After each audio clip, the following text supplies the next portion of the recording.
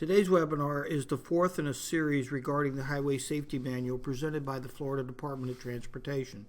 Today's webinar regards the Highway Safety Manual's Part C, Chapter 10 on Rule 2-Lane Highways. Good morning. My name is Jack Freeman and welcome to this webinar training. I'm a senior principal with Kittleson & Associates in Orlando, Florida. My contact information is shown on this slide, and please feel free to contact me individually after the webinar with any questions we have not sufficiently answered during the webinar. The learning outcomes of this webinar are shown here on this slide. We will initially talk about the basic steps of the predictive model, getting into homogeneous segments, and then define the difference between rural and urban areas. Talk about safety performance functions, crash modification factors, and getting into the FDOT calibration factors. We'll have some example applications and then talk about Empirical Bayes, or the unexpected analysis. Participants should be comfortable in using Microsoft Excel as we will be applying spreadsheets through the remainder of this training. So we have a couple of poll questions I'd like to quickly go through and gain some background information regarding the participants. The first is state the organization type where you work, and you see 5 different opportunities there. The second question is what technical area do you primarily work in? And again, you see 5 different opportunities to be able to apply there. The third poll question is please state your past experience in using the Highway Safety Manual. And again, there's 5 different ones ranging from never used the Highway Safety Manual to you could teach this course and take my job. And the last one is, do you have access to the Highway Safety Manual? And there are different ranges there from yes, you have it available to you, to no, you do not. So today's webinar is focused on Chapter 10, 2-Lane Rural Highways from Part C of the Highway Safety Manual. This is the first of 5 webinars we will be conducting on the Part C predictive chapters. The Part C introduction provides information regarding crash predictive methods. The prediction is based upon facility type, average annual daily traffic, and various geometric elements. Crash severity can be predicted. Chapter 10 encompasses crash prediction methods for segments of rural 2-lane highways and intersections along them. Historically, we have had to speculate about safety instead of being able to quantify it. We make statements such as, this won't be safe. This now removes that subjectivity and enables safety to be quantified like other project decisions. Some examples are, in an environmental area, 12.65 acres are impacted. In the capacity area, delay decreases from X to Y. Now, in crashes, we can predict 11.8 crashes per year are expected to be eliminated. The relationship between crashes and volumes is sometimes nonlinear, so crash rates can be misleading. The Highway Safety Manual is an AASHTO publication and must be purchased from AASHTO. It is available in hard copy or a single-user PDF. For FDOT staff, Central Office will be providing guidance to access the HSM electronically. Other resources are available for download from websites shown on this slide. The Part C predictive method contains a number of different functions, and would like to first start off by talking about the homogeneous facilities and what is expected in being able to segmentize a project. The process divides the roadway into intersections and segments. The intersection is the area between the radius returns and is shown as Area A on this slide. Segments are measured from center of intersection to a breakpoint or the center of the next intersection. When separating two-lane rural highway segments into homogeneous units, the characteristics that define a change in segments are going to be changes in base condition or changes in traffic volumes. You can see a list of different types of factors that should be considered. But if you step back and think about it, anything that may influence the driving environment for a driver should be considered as possibly changing the segment. However, you should be careful that you don't overdivide the facility into too many small segments. Again, putting it in perspective, small changes in lane width or shoulder may not influence the driver environment. There is some degree of subjectivity and engineering judgment when choosing to classify a facility as urban or rural. There is limited guidance provided in the HSM regarding the separation between rural and urban facilities. This is based upon FHWA guidance, which says that urban boundaries are where population are greater than 5,000, and rural is outside urban boundaries where the population is less than 5,000. Good guidance is provided on the FDOT website. You see on this slide. It shows the urban buffer area maps, and they will provide great guidance. So another question. So now we'd like to do another poll question. When a roadway segment begins and ends at an intersection, how is the length of segment measured? You've got three choices: stop bar to stop bar, center of intersection to center of intersection, end of radius return to end of radius return. Please provide your answer. Now that we've broken the facility up into segments and intersections, we need to compute the predicted number of crashes for each of these. These involve the selection and application of safety performance functions, SPFs, the application of crash modification factors, and the application of calibration factors. Go ahead. So fundamentally, what is the predictive method? And it involves, again, three different applications. The first is that default prediction for generic sites, known as safety performance functions, shown in blue. The second part is the adjustment factors for local conditions, or crash modification factors, shown in the green area. And the third is the calibration factor. And we'll talk about each of these as we go through. So what is a safety performance function?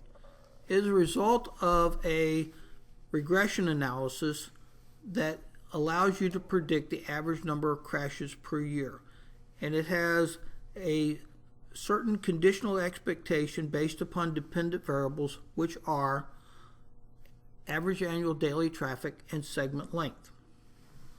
These are nonlinear functions as we go through, and as crashes do not vary linearly with traffic volume.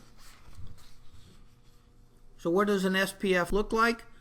You can see the SPF here below for a two-lane rural facility, where on the bottom axis, or the x-axis, is average annual daily traffic, and the y-axis, or the left side, is crashes per year. The inputs into this are average annual daily traffic, segment length, and you have to pull coefficients from certain tables or equations in the Highway Safety Manual. When we look at intersections, the inputs are average daily traffic for the minor roadway and average daily traffic for the major roadway, and again, coefficients from tables and equations in the Highway Safety Manual. Like everything in the HSM, there's a lot of details, and you need to be sure to watch the subscripts for the various equations and the crash modification factors to be sure that you are properly applying each one of them. These are the major ones in Chapter 10, and you can see there are subscripts for segments and subscripts for intersections. As we go through, we'll talk about each of these as we go through the overall webinar. Let's just recap what we've discussed so far and the various learning objectives that we've had in this webinar. We've talked a little bit about the predictive and the basic steps of the predictive methods. We've given an overview of homogeneous segments. We've talked about the definition between the differences of rural and urban applications, and we've talked about safety performance functions. So at this point, I'd like to open it up to any questions. You can send it into chat that you may have on any of these.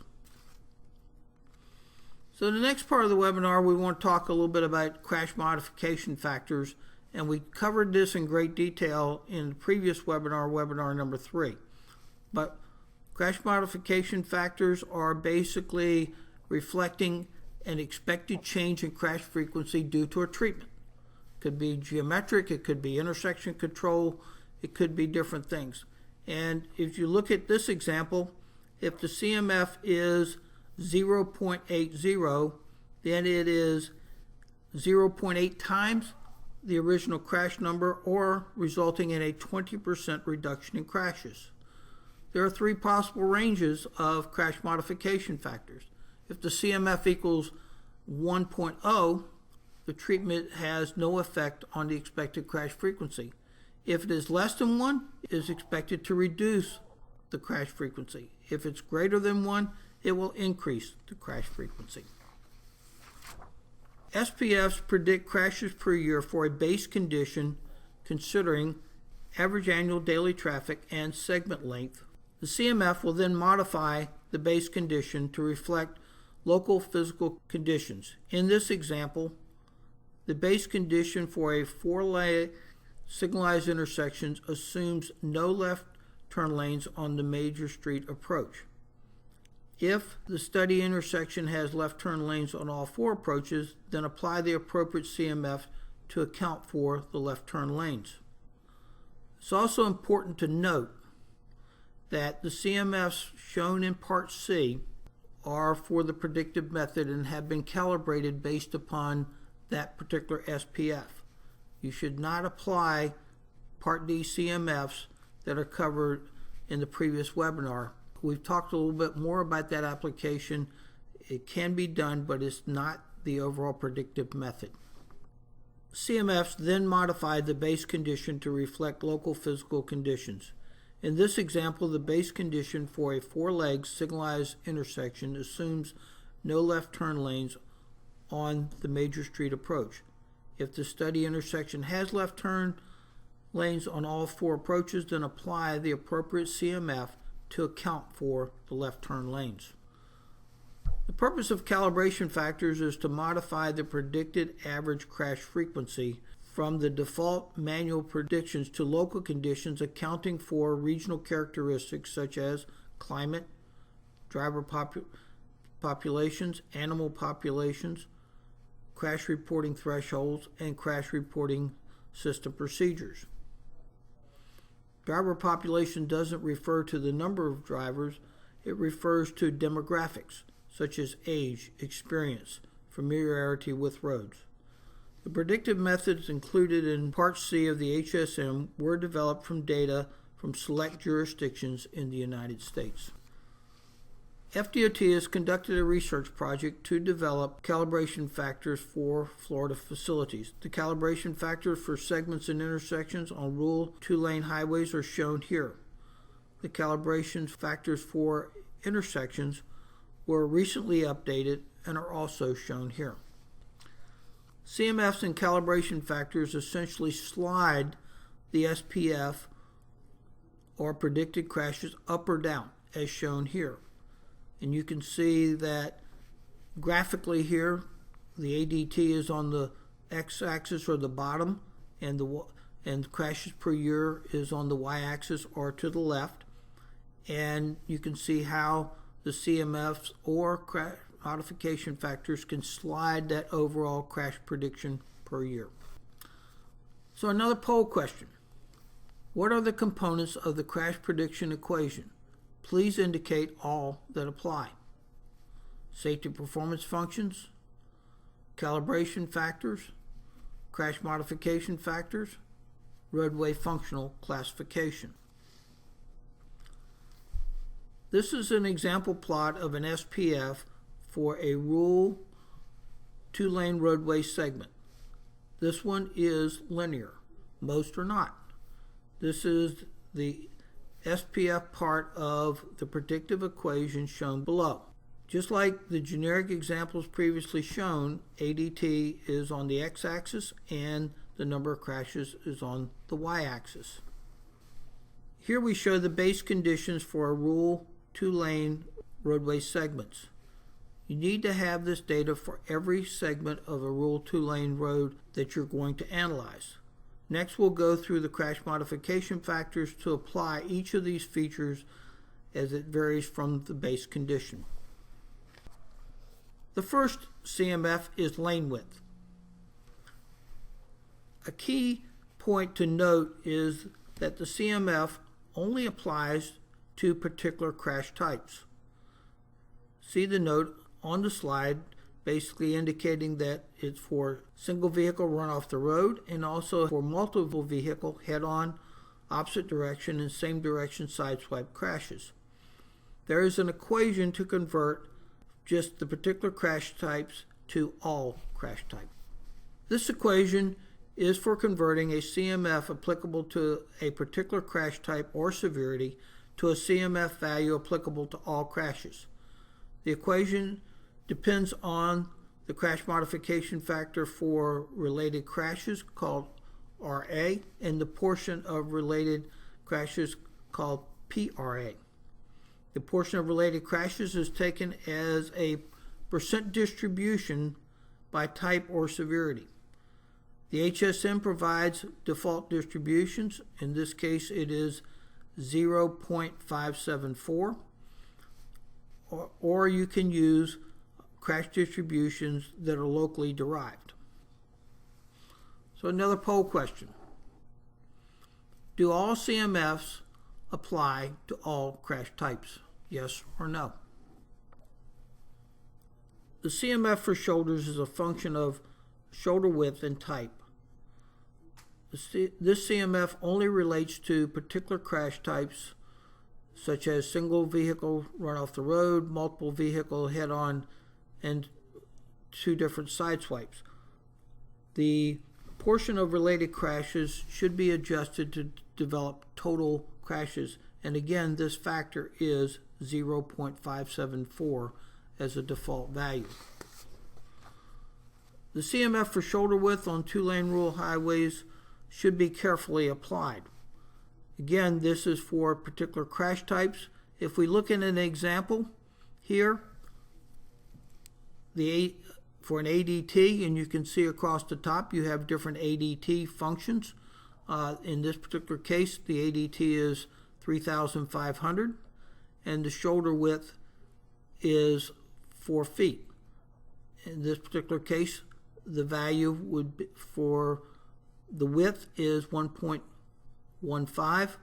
You can also note that if you go down to the line with 6, that is 1.0 or your base condition.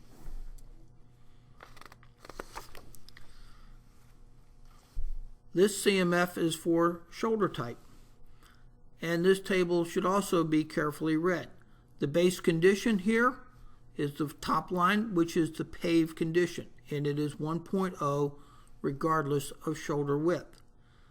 So everything else is relative to that paved shoulder for a given width.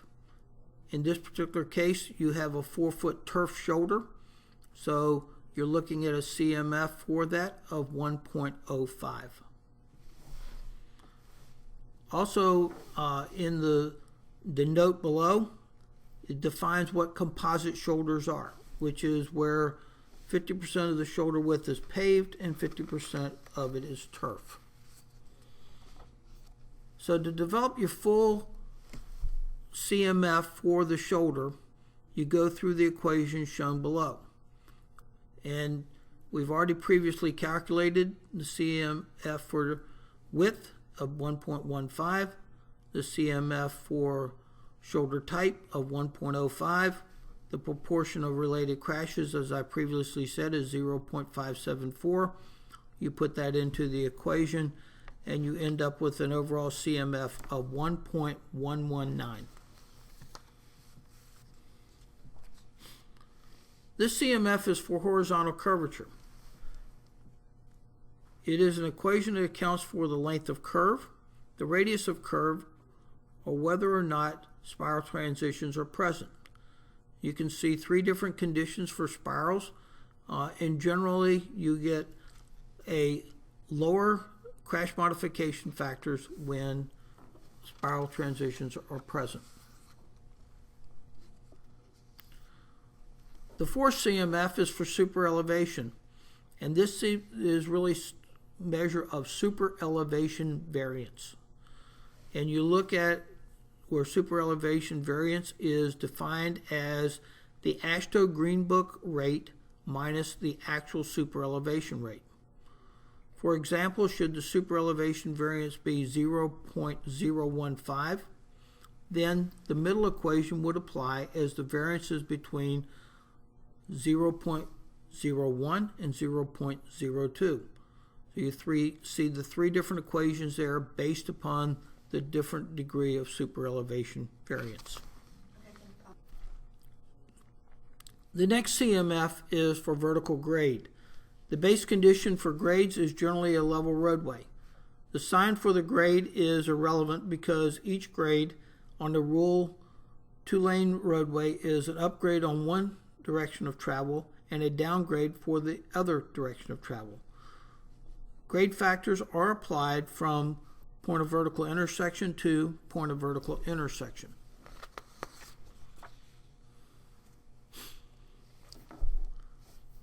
The next CMF is for driveway density, and all public access or all access points that are not named or public roads should be considered driveways. Intersections with public roads should be breakpoints between segments and analyzed as intersections. You'll also note that when you have 5 driveways or less per mile, the CMF is 1.0. CMF number 9 is for two-way left turn lanes. In this particular case, it is a function of the number of driveways, and we assume that half of all crashes are driveway related unless the actual portion can be determined from crash data. So the piece of LT/D is equal to 0.5.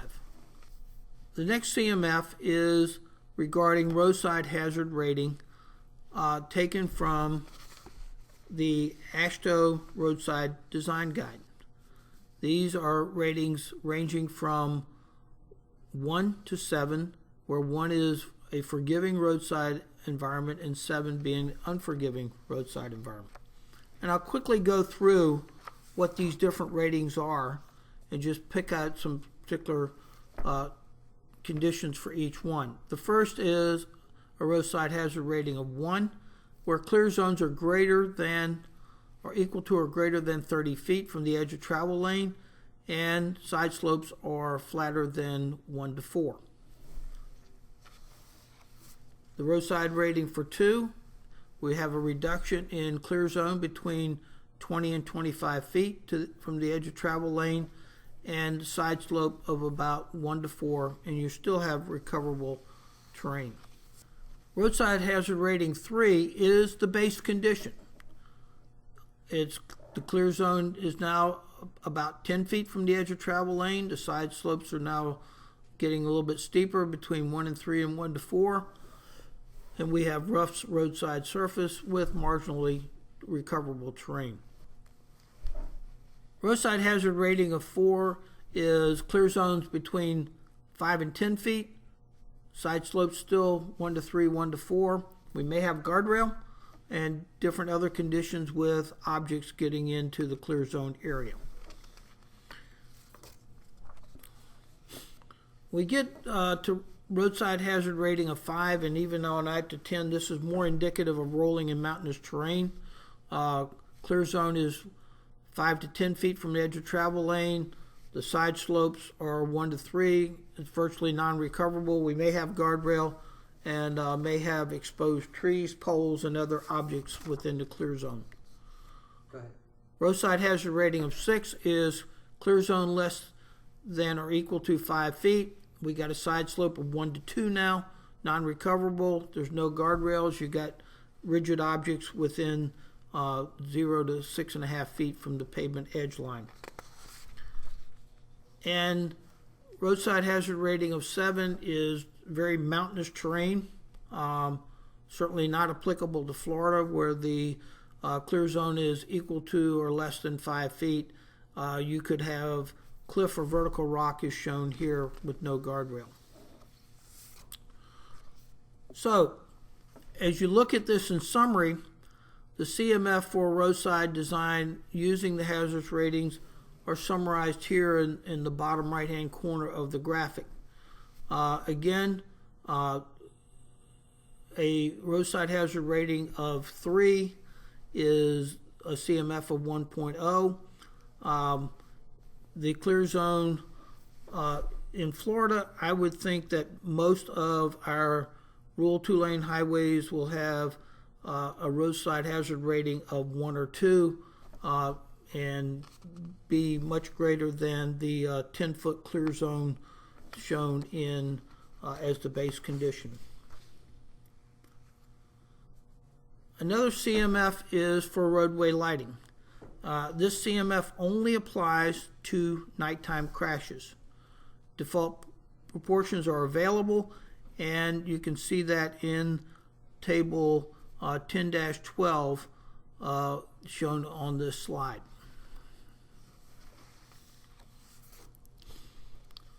There are 3 other CMFs that are addressed in Chapter 10. Most of these are yes, no.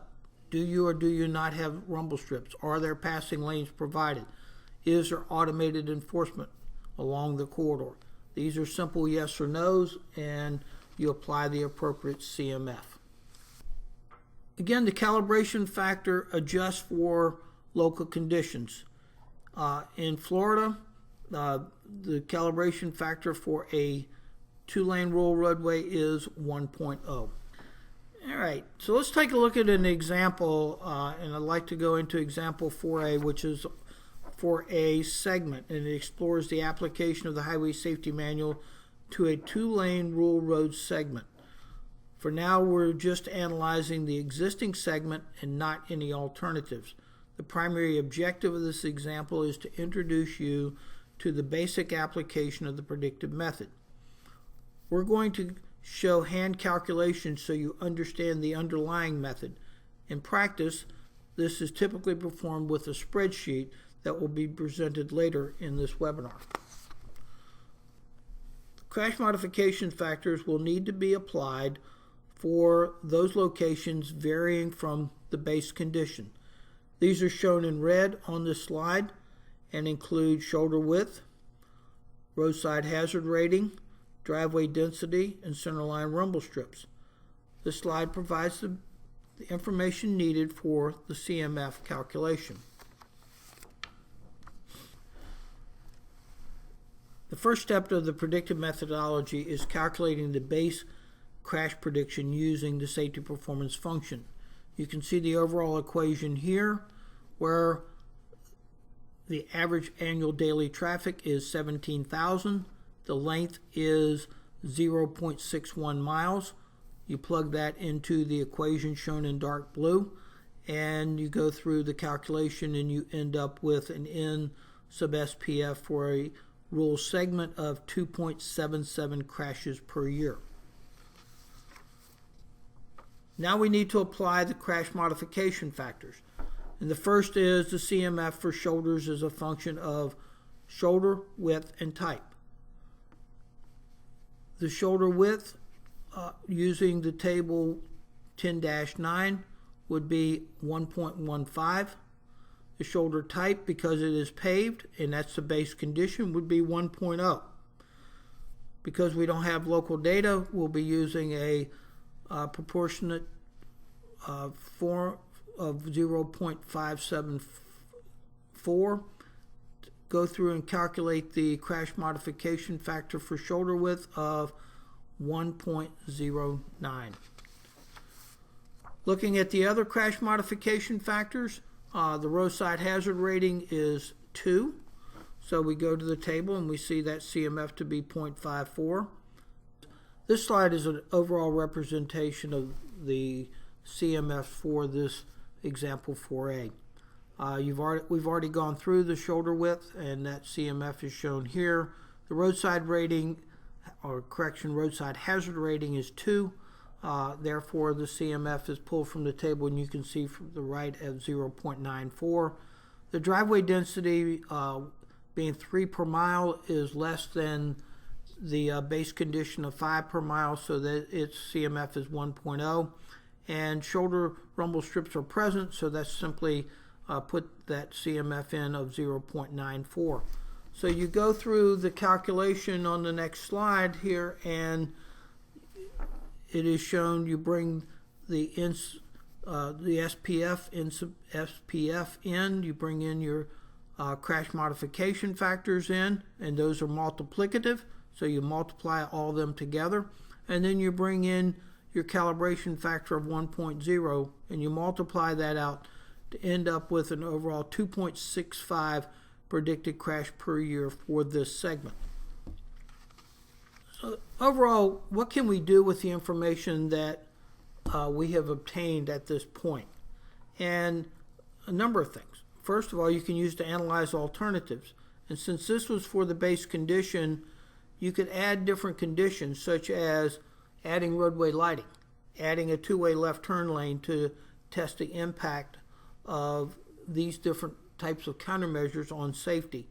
And you can go through that. And you can also do compare the end predicted to historical crash data to see if there is an overall safety issue.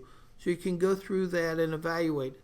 So at this point, I'd like to take a quick break and see if you have any questions which you can enter into the chat.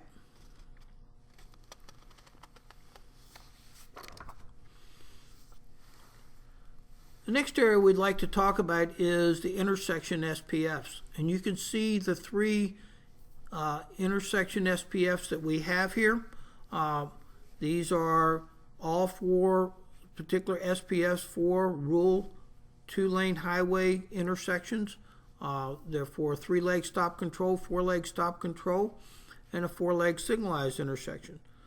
You could also notice there's a few that you might expect that aren't there, such as there's no 3-leg signals, there's no roundabouts, there's no all-way stop control.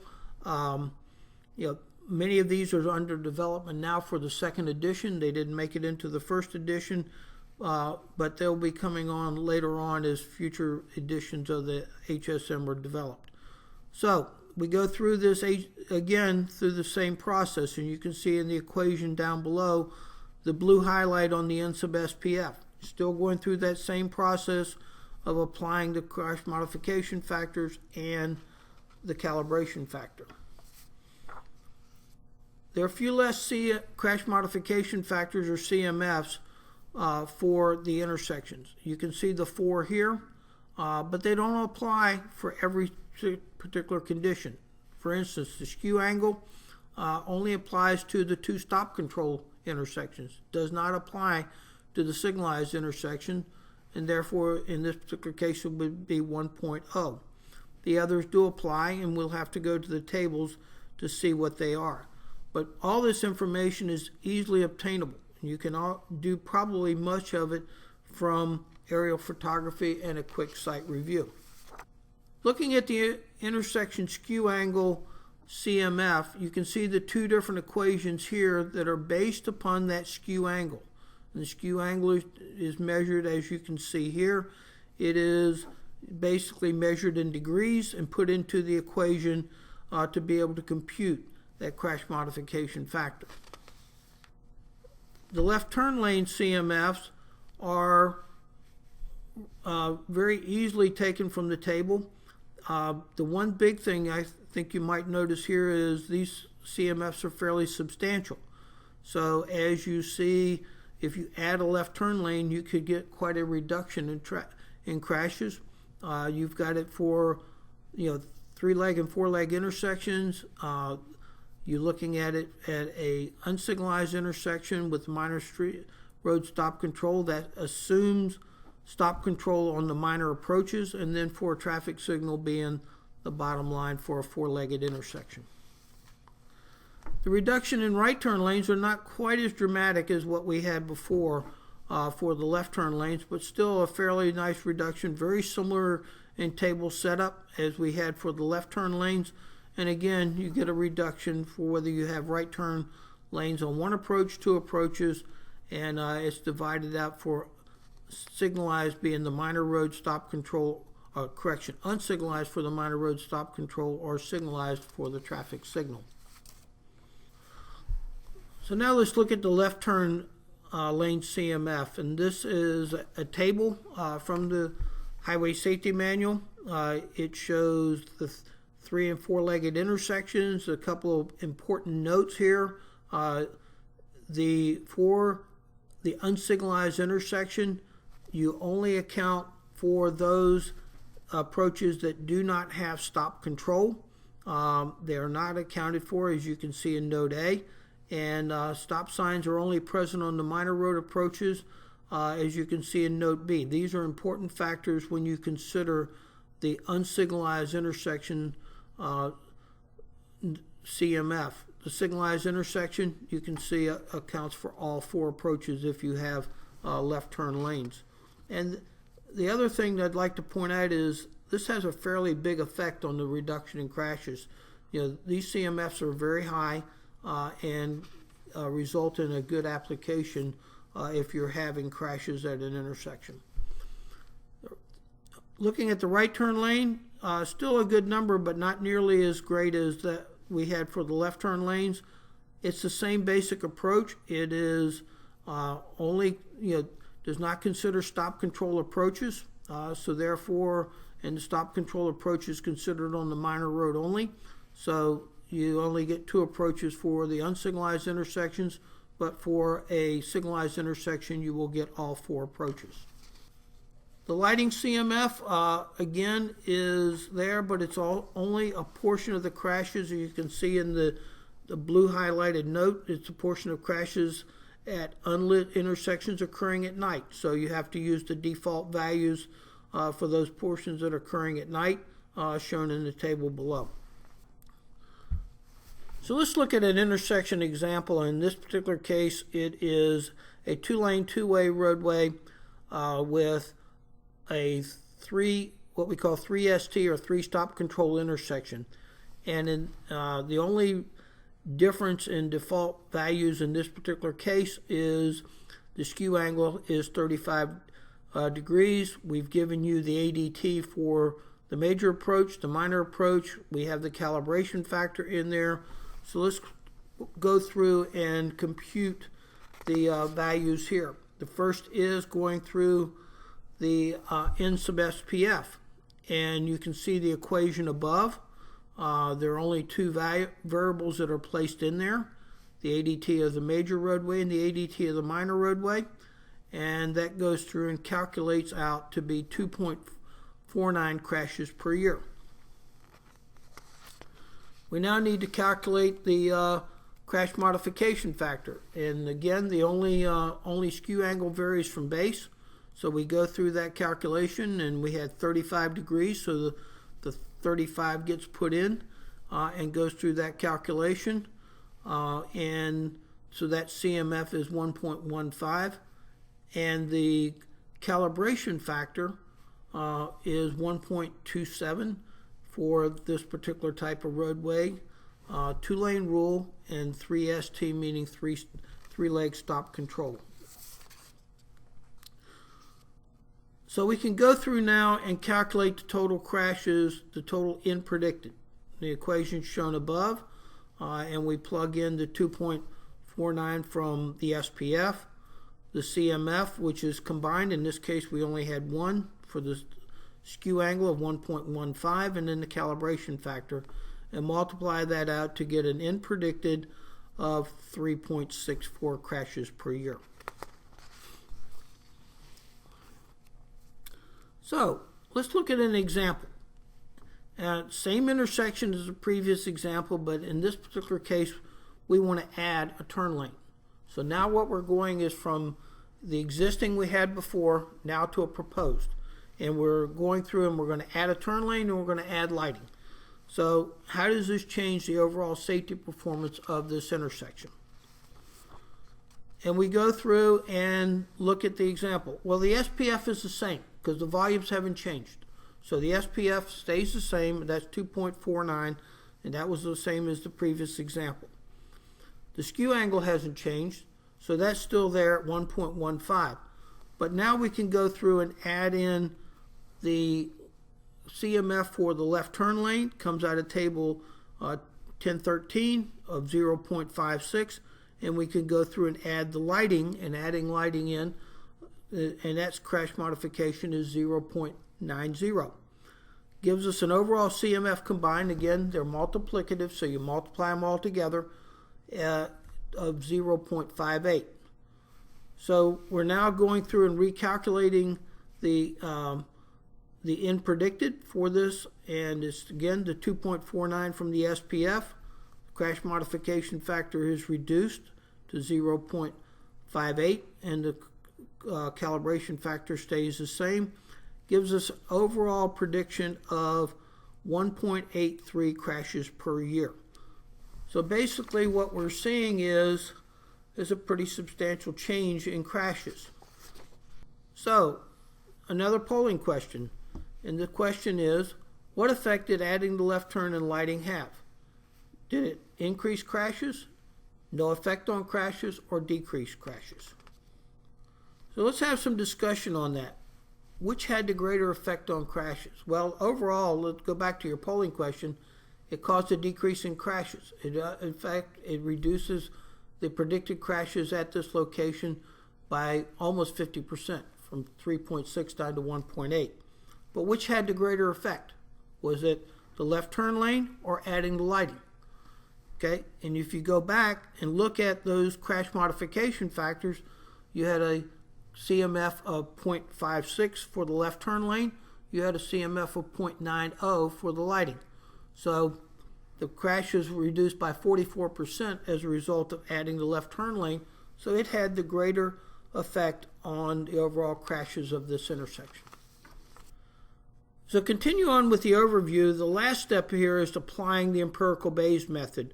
So now that we have predicted crashes, we can go to what's called unexpected, or the expected amount of crashes.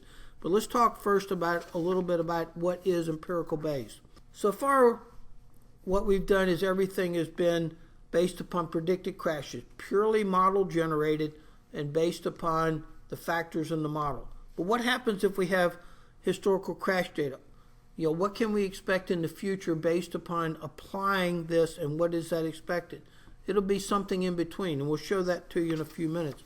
But first of all, let's have a little polling question. Should the Highway Safety Manual predictive model always be used to estimate future crash frequency on a facility? Yes or no? Okay, let me explain this, and the answer is really no. Yes, you got to go through the steps of the predictive method, but if you have historical crash data and things don't change substantially out there and you're not adding lanes or something, you should go through and apply that historical crash data to get the expected number of crashes and move from predicted to expected number of crashes as you go through that, because it will give you a better overall answer. Now, let's look at it and let's go through what this is all about. There's a relationship between predicted, observed, and expected crashes, and it's shown here graphically. The predicted number of crashes are what comes from that regression equation and the SPF, and going through and applying that. Then you know how many crashes you are having out there, and that observed crash frequency, which is represented by the black dot.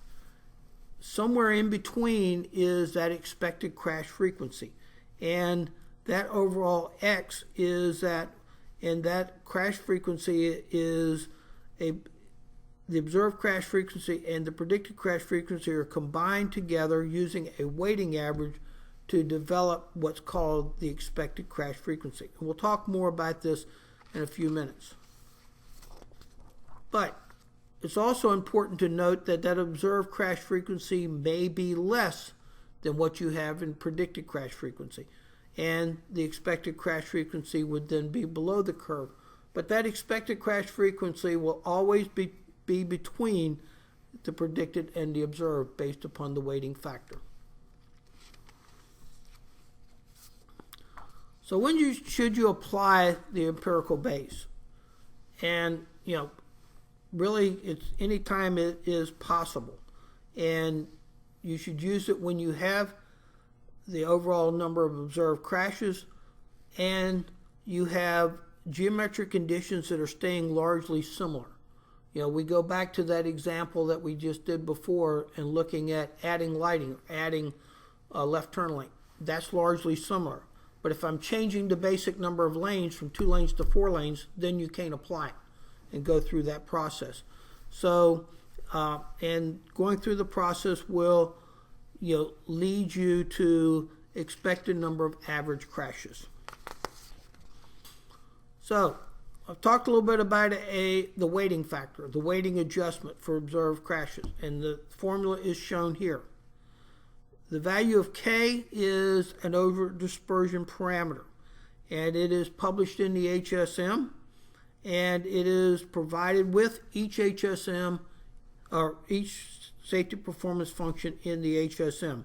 The over-dispersion parameter is estimated as a part of the modeling process to develop the SPFs, and it's used to compensate for how the observed crash data fits the predicted crash data. So it is that adjustment, and it provides a goodness of fit, and you go through that calculation back, and the end predicted is the predicted model estimate for the study years. So let's look at an example of how we apply EB, and we're going back to the previous end predicted that we had of 3.64 crashes per year. We use historical crash data. We had 17 crashes in 3 years, or 5.67 crashes per year, because you need to put everything in that per year basis. So you go 5.67 crashes per year, and you can see the equation. The over dispersion parameter for the 3 STSPF is shown from page 1018 of the Highway Safety Manual, and you can go through that calculation and get a weighting factor of 0.34. This gets applied to be able to go through that unexpected calculation, which is the equation you see in the blue above. It's the weighting factor times the end predicted plus 1 minus the weighted factor plus the number of observed crashes. So you go through and you plug in the numbers that you have. The weighting factor was 0.34. The end predicted was 3.64. The end observed was 5.67. And now you're getting an unexpected of 4.98. If we go back to the previous type of graph that we showed before, you can see through the circle, the open circle, the 3.64 was that end predicted. You go up to that dark bullet filled in of observed crashes of 5.67, and you see that unexpected comes in between the two of 4.998. In this case, it happened to be above the curve. It could be below the curve as well. So now that we've gone through the predictive equations and gone through the calculations by hand, we really wanted you to understand what were those basic elements of computing predictive equations and going through the empirical Bayes by hand. But as part of the course, we're going to really focus a lot on the NCHRP 1738 spreadsheets and how do you go through and do this. There are predictive methods that have been, or spreadsheets that have been developed for all 3 chapters, 10, 11, and 12, that we'll be talking about. And what we want to do is demonstrate this for chapter 10 at this point. But before I go into that, I'd like to also note that FDOT has added a crash cost calculation application to the spreadsheet, and the spreadsheets that you can obtain free and online have this crash cost calculation. That's an expansion, and we'll talk a little bit about that in a minute. So as you go through and look at the navigation of this, there's two parts of this. The first was created by NCHRP, and the tabs shown below are shown here underneath the golden tab, or golden highlighted area. And it includes segments, it includes intersections, just as we went before. And I'll talk a little bit more about some of the other tabs as we go through. And then there's a second set of tabs further out that have been added by FDOT that does the crash costs. And you can see just below this you have segment 1 crash costs, segment 2 crash costs, intersection 1 and intersection 2 crash costs. And you can go through that calculation process.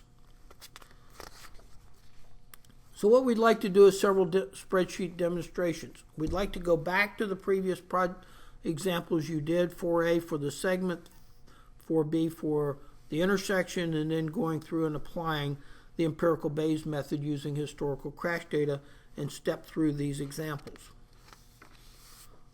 The first example, if you'll recall, is the segment, 4A. And it was for a 0.61 mile long segment. It was for a 17,000 ADT. And the first thing you need to do is go into that spreadsheet and you click on segment 1. And before I get too far advanced, it's very important that you label these spreadsheets properly, because as you go through the process, you will be doing existing conditions analysis, you'll be doing future conditions or proposed conditions analysis. And just as you do, you'll just be making slight modifications in the spreadsheet. So it's very important that you label this so that you know where you are, whether you're doing existing or a future condition. In this particular case, we're doing an existing condition. So you click on segment 1 and it shows you this type of screen. And perhaps the most important thing for me to note as I go into this is the yellow or the gold is where you actually input in information. So if we go up and look at total segment, the length of it was 0.61, you enter that in. The ADT was 17,000, you enter that in. The blue is for different drop-down menus in this particular case, and you need to enter this information in. What is the lane width? 12 feet. And even though it is base, still base conditions, you need to make sure that that gets put in there correctly. You have a shoulder width of 4 feet and it's paved, so you enter that in.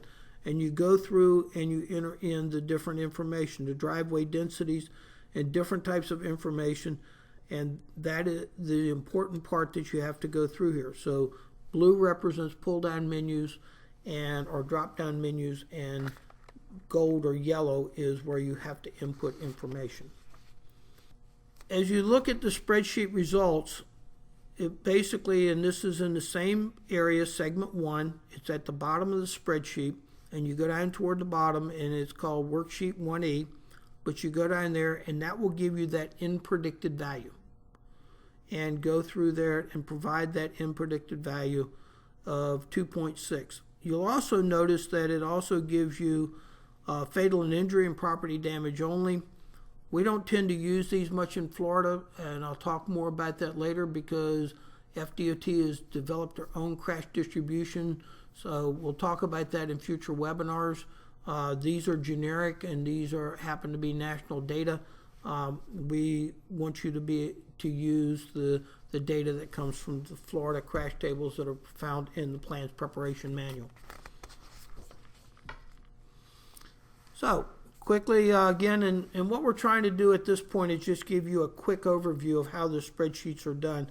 So I want to move on to example 4B, which happened to be the intersection. Again, this was a three-legged stop control intersection.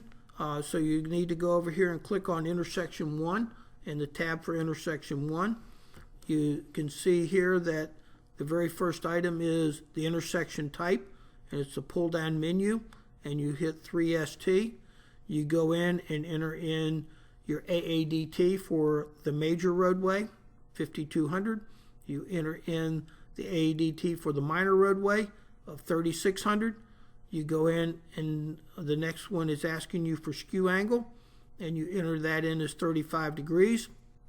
You do not have any types of left or right turn lanes, so you put those in as 0, no lighting present, and you go through and put the calibration factor in of 1.27. And so it's just enter the data in, and you go through and calculate that and go down further down the spreadsheet, and it'll give you a 3.6 crashes per year that are predicted. Again, this is an in predicted number, so you go through and can calculate that. So the next part is to add in the historical crash data, so you can go through the EB analysis and do the expected crashes and go through that analysis. So the important part of this is this. If you go to the very bottom of the slide, it says on the Rule 2 lane site total. That's where you need to go to be able to do the EB analysis. And when you click there, you will see again yellow or gold cells that need to be entered. And above it, it says observe crashes. This is where you enter your observed crashes. And in this case, you're in intersection 1. So you enter in that 5.67 value that we had before and enter that in, and it will go through, and you look down and you calculate the unexpected of 5.0. So you get an unexpected value of 5.0 that is red with the red arrow showing there, and that's where you're able to obtain that value. As you go ahead and look at some of the EB analysis, using crash data always provides a more accurate idea of what the crash frequency will be in future years. We talked previously in previous webinars about the regression to the mean and going through that. And when you start looking at a series of crash data and you start looking at different crash data per year, and you can do this on an annual basis, it helps to take and really account for that regression to the mean. So you can go through there and do that analysis. And you can also look at different examples and look at different types of countermeasures. I'm going to add lighting. I'm going to add a left turn lane like we discussed earlier. So we can go through that, and we can even do that in the future with this, which we'll address in the next webinar as we go through and looking at that, because it's a more complex ratio analysis because we don't have crash data in the future, but we want to be able to apply EB to the extent possible. So in summary, what we'd like to do is just talk about a few of the Chapter 10 limitations, but help is on the way. No, there are no SPF for three-legged signal. That's going to be addressed in the next edition of the Highway Safety Manual. Always stop control will be addressed in the next edition, as will roundabouts. So help is on the way with those future applications. And this is not applicable to interchange areas.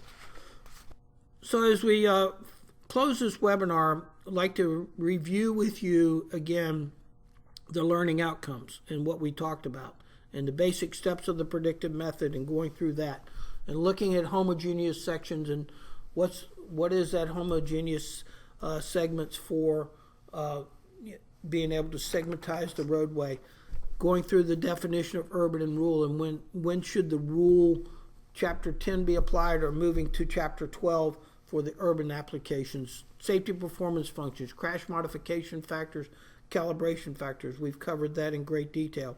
We looked at a few example applications, both by hand and using the spreadsheet, and you'll get a whole host of spreadsheet applications as we move into future webinars. And then started to talk about Empirical Bayes and the unexpected, and how that really enhances the accuracy of the analysis that you're conducting. Before we close, I'd like to also make you aware of several advanced HSM workshops that we are in the process of developing.